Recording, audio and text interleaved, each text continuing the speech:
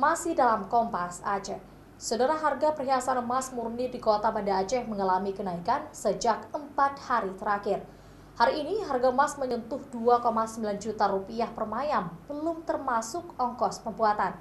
Sementara itu, jika dibandingkan Lebaran tahun lalu, omset penjualan emas menurun hingga 80%. Pengusaha perhiasan emas di Kota Banda Aceh mengeluh karena sepinya pembeli selama bulan suci Ramadan hingga menjelang perayaan Lebaran tahun ini. Jika biasanya Ramadan tahun lalu omset penjualan emas laku hingga 150 mayam, kini hanya berkisar di angka 20 hingga 50 mayam.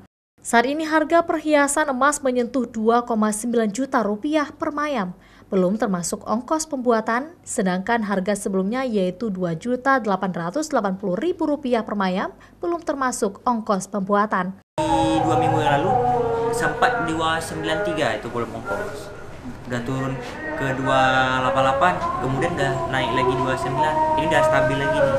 Permintaan dibanding dengan tahun lalu ada turun 80%. Biasanya dari awal bulan sebelum bulan puasa pun itu tempahan atau pembelian itu tetap banyak, biasanya ramai. Sekitar biasanya kalau bulan puasa biasanya 100 sampai 150 mayam. Dalam kurun seminggu terakhir, harga emas sempat memuncak di angka 3 juta rupiah per mayam.